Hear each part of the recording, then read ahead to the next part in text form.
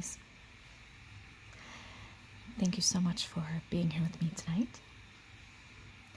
Today's video is one that I am especially excited to read. It is probably in my top 5, maybe even top 3 favorite childhood books, and that is Matilda by Roald Dahl. This book and the movie version of this book both had a big hand in shaping me as a little girl into a grown woman. And I just always loved Matilda's intelligence and kindness, and the fact that she was able to thrive in the terrible home situation that she was in, and that she had cool magical powers too. And Miss Honey, I always loved Miss Honey, and I always loved her little cottage that she had. It was kind of cottagecore before cottagecore was a thing, so she was ahead of her time with that. And I also loved her home slash Trunchbull's home. The bigger house that they had was also very, very beautiful. So if this is a book that you also hold near and dear to your heart, I hope that you enjoy me reading this to you. I'm first going to light my Posh Candle Company Good Vibes candle that has peppermint, eucalyptus, and lavender. And I'm also going to take a sip of my water before I begin.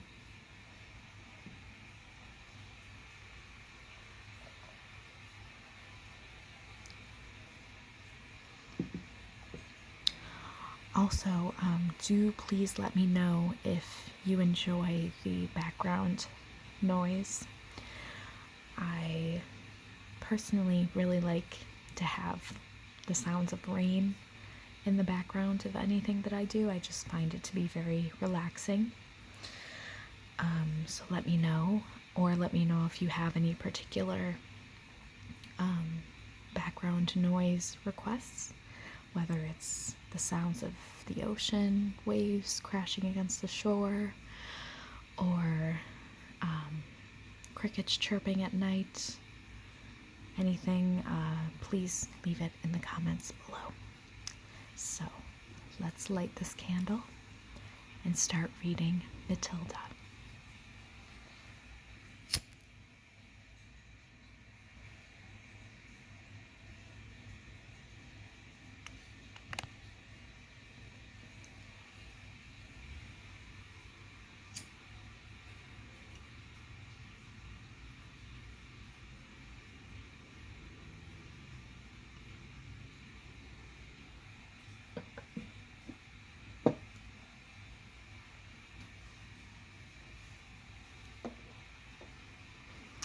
Spilled a little bit of wax in the process, but that is okay.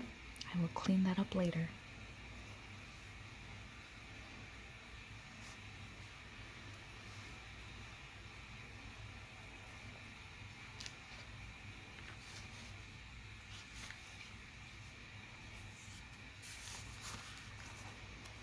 Let's see when this book was written. It was written in 1988.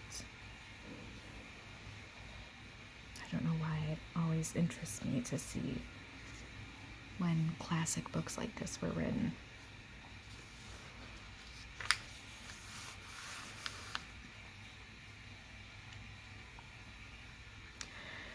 The reader of books. It's a funny thing about mothers and fathers. Even when their own child is the most disgusting little blister you could ever imagine, they still think that he or she is wonderful.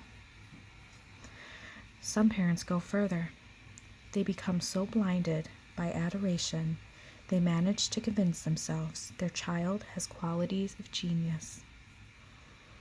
Well, there is nothing very wrong with all of this. It's the way of the world.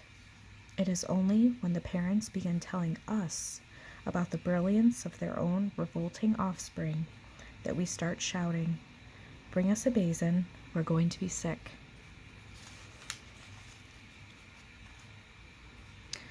School teachers suffer a good deal from having to listen to this sort of twaddle from proud parents, but they usually get their own back when the time comes to write the end-of-term reports. If I were a teacher, I would cook up some real scorchers for the children of doting parents. Your son, Maximilian, I would write, is a total washout. I hope you have a family business you can push him into when he leaves school, because he sure as heck won't get a job anywhere else. Or, if I were feeling lyrical that day, I might write, "It is a curious truth that grasshoppers have their heart-hearing organs in the sides of the abdomen. Your daughter Vanessa, judging by what she's learnt this term, has no hearing organs at all." I might even delve deeper into natural history and say, the periodical cicada spends 6 years as a grub underground and no more than 6 days as a free creature of sunlight and air. Your son Wilfred has spent 6 years as a grub in this school, and we are still waiting for him to emerge from the chrysalis. A particularly poisonous little girl might sting me into saying, "Fiona has the same glacial beauty as an iceberg, but unlike the iceberg, she has absolutely nothing below the surface." I think I might enjoy writing end-of-term reports for the stinkers in my class. But enough of that. We have to get on. Occasionally, one comes across parents who take the opposite line, who show no interest at all in their children, and these, of course, are far worse than the doting ones. Mr. and Mrs. Wormwood were 2 such parents. They had a son called Michael and a daughter called Matilda, and the parents looked upon Matilda in particular as nothing more than a scab. A scab is something you would have to put up with until the time comes when you can pick it off and flick it away. Mr. and Mrs. Wormwood looked forward enormously to the time when they could pick their little daughter off and flick her away, preferably into the next country or even further than that. It is bad enough when parents treat ordinary children as though they were scabs and bunions, but it becomes somehow a lot worse when the child in question is extraordinary, and by that I mean sensitive and brilliant. Matilda was both, but above all, she was brilliant. Her mind was so nimble and she was so quick to learn that her ability should have been obvious even to the most half-witted parents. But Mr. and Mrs. Wormwood were both so gormless and so wrapped up in their own silly little lives that they failed to notice anything unusual about their daughter. To tell the truth, I doubt they would have noticed had she crawled into the house with a broken leg. Matilda's brother Michael was a perfectly normal boy, but the sister, as I said, was something to make your eyes pop. By the age of 1.5, her speech was perfect, and she knew as many words as most grown-ups. The parents, instead of applauding her, called her a noisy chatterbox and told her sharply that small girls should be seen and not heard. By the time she was 3, Matilda had taught herself to read by studying newspapers and magazines that lay around the house. At the age of 4, she could read fast and well, and she naturally began hankering after books. The only book in the whole of this enlightened household was something called Easy Cooking, belonging to her mother, and when she had read this from cover to cover, and had learned all the recipes by heart, she decided she wanted something more interesting. "Daddy," she said, "do you think you could buy me a book?" "A book?" he said. "What do you want a flamin' book for?" "To read, Daddy." "What's wrong with the telly, for heaven's sake? We've got a lovely telly with a 12-inch screen, and now you come asking for a book? You're getting spoiled, my girl." Nearly every weekday afternoon, Matilda was left alone in the house.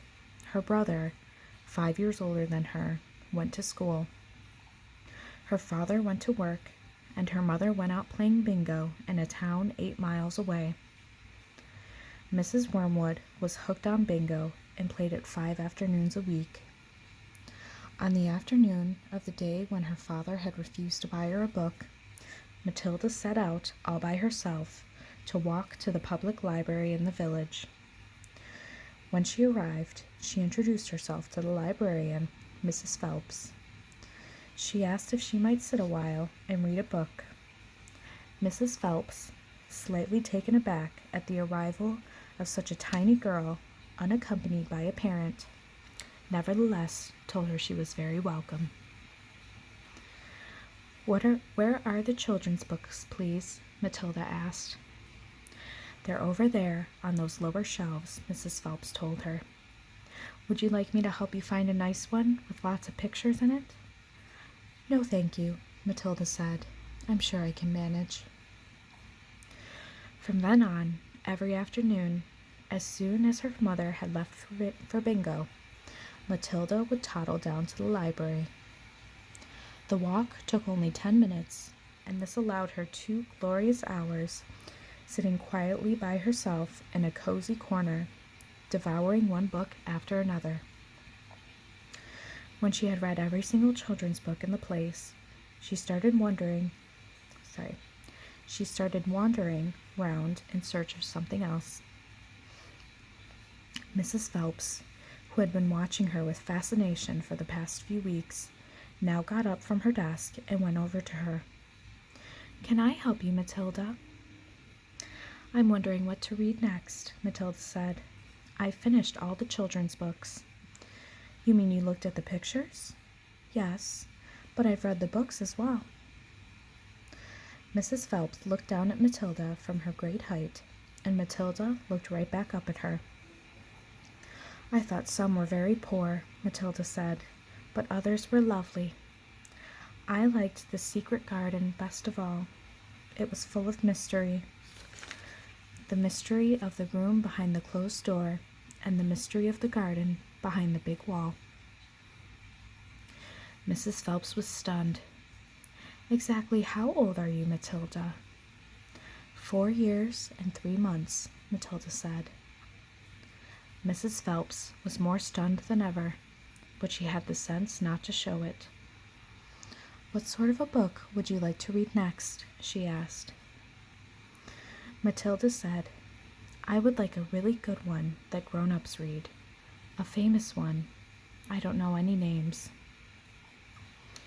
Mrs. Phelps looked along the shelves, taking her time. She didn't quite know what to bring out. How, she asked herself, does one choose a famous grown-up book for a 4-year-old girl? Her first thought was to pick a young teenager's romance of the kind that is written for 15-year-old schoolgirls. But for some reason, she found herself instinctively walking past that particular shelf. "Try this," she said at last. "It's very famous and very good. If it's too long for you, just let me know, and I'll find something shorter and a bit easier." Great Expectations, Matilda read, by Charles Dickens. I'd love to try it.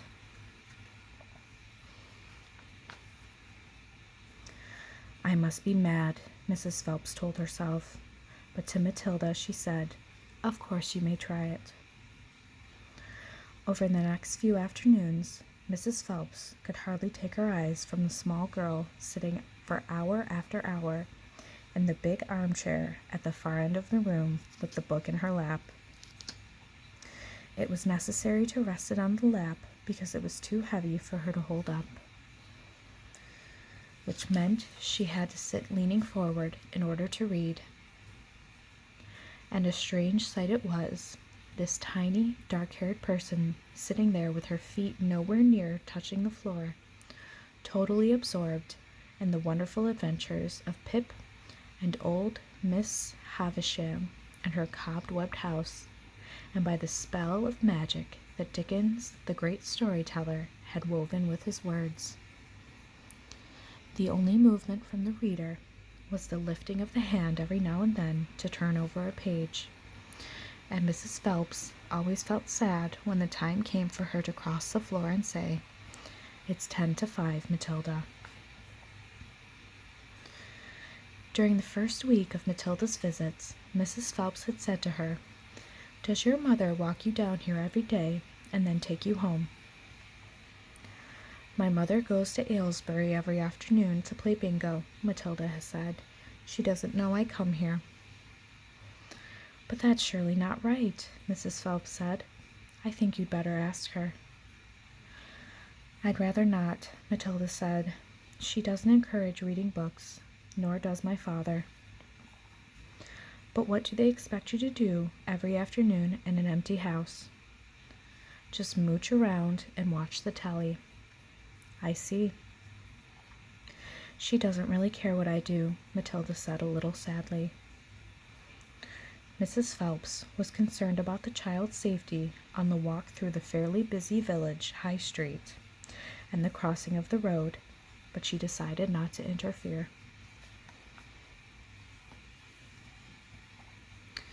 Within a week, Matilda had finished Great Expectations, which in that edition contained 411 pages. "I loved it," she said to Mrs. Phelps. "Has Mr. Dickens written any others?" "A great number," said the astounded Mrs. Phelps. "Shall I choose you another?"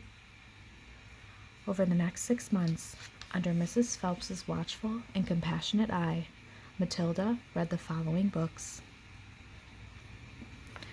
Nicholas Nickleby by Charles Dickens, Oliver Twist by Charles Dickens, Jane Eyre by Charlotte Bronte, Pride and Prejudice by Jane Austen, Tess of the D'Urbervilles by Thomas Hardy, Gone to Earth by Mary Webb, Kim by Rudyard Kipling, The Invisible Man by H.G. Wells, The Old Man and the Sea by Ernest Hemingway, The Sound and the Fury by William Faulkner, The Grapes of Wrath by John Steinbeck, The Good Companions by J.B. Priestley, Brighton Rock by Graham Greene, and Animal Farm by George Orwell.